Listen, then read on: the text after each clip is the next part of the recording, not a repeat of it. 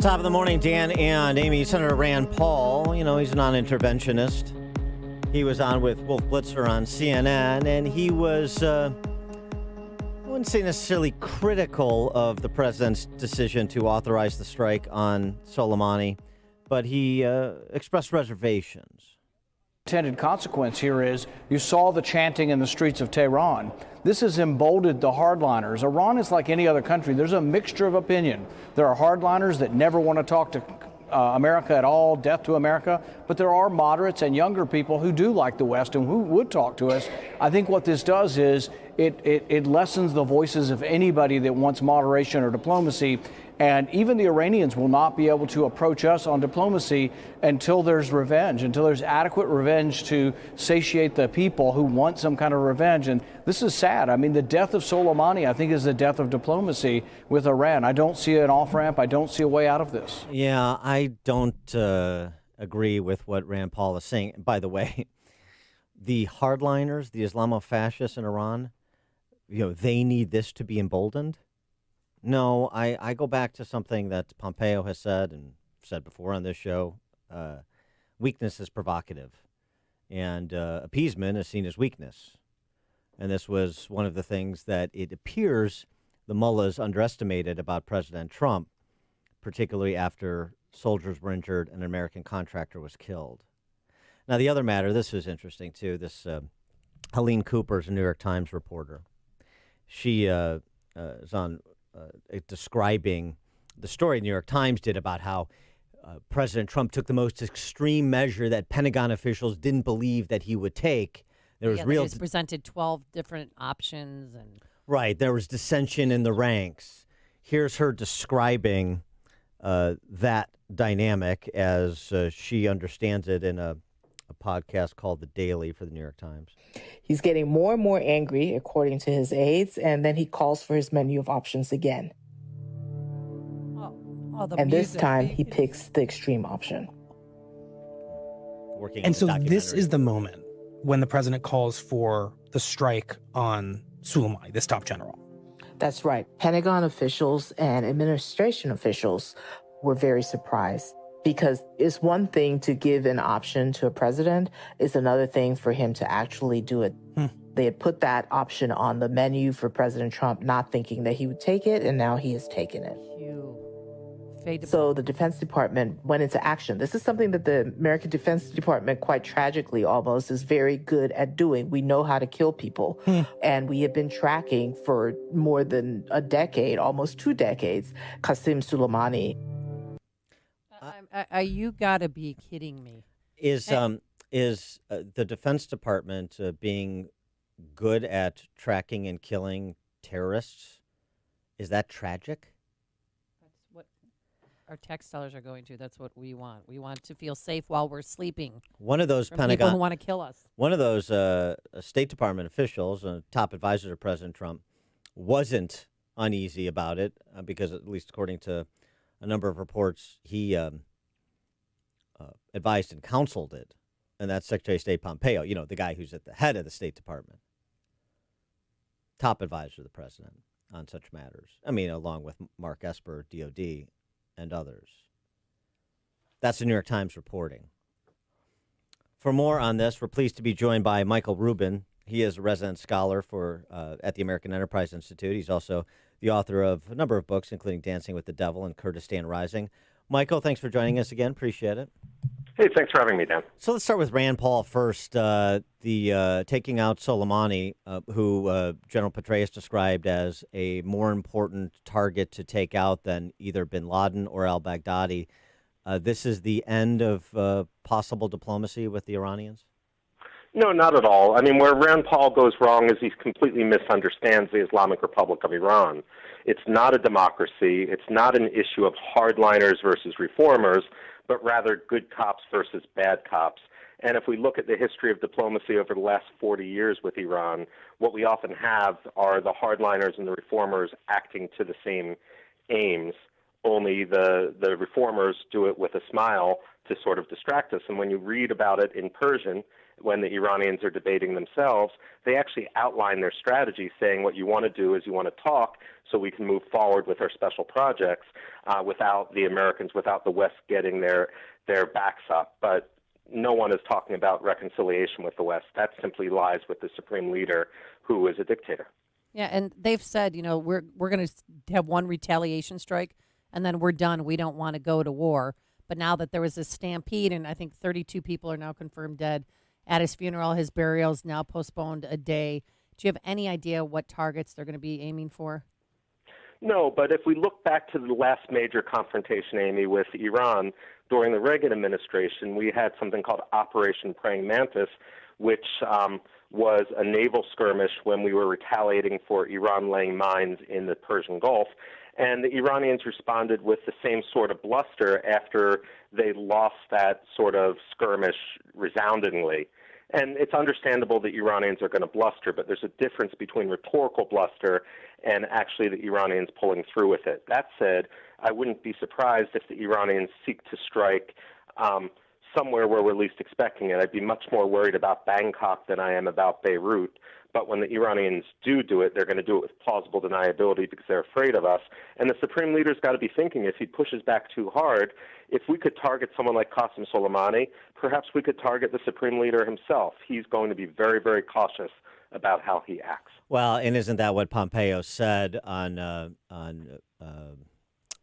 Chris Wallace on Sunday? Is we sent the message that we'll hold decision makers accountable for the decisions that we see implemented on the ground. Well, absolutely. And when push comes to shove, the way to think about it is there going to be an uptick in violence and perhaps terrorism in the short term? The answer to that's yes. But in the long term, it does irreparable harm to Iran's capabilities. And the very fact that people are talking about the possibility of Iranian retaliation worldwide simply confirms how Iran's terrorist reach has grown over the years in which Rand Paul has tried diplomacy.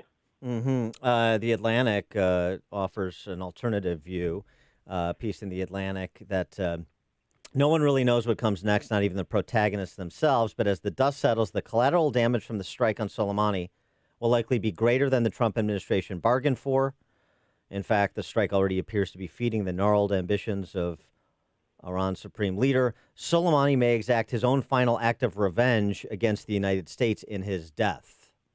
The costs will be greater than the benefit of removing him from the planet. I simply disagree. Qasem Soleimani was responsible for the more deaths of any terrorist leader since Osama bin Laden, and if we allowed him to keep on plotting and planning, he would have eventually surpassed Osama bin Laden. The fact of the matter is, they were attacking us repeatedly. We showed great strategic patience over decades, and ultimately enough is enough. What Helene Cooper at the New York Times gets wrong is this notion that we can simply flip the switch and suddenly take someone out. That's not the way it works in real life. The reason why the Americans and Donald Trump went after Qasem Soleimani when they did is he was alone on the VIP stretch of the airport road when no other planes were there except for his, when there is no other traffic around, when the United States didn't have to worry about collateral damage.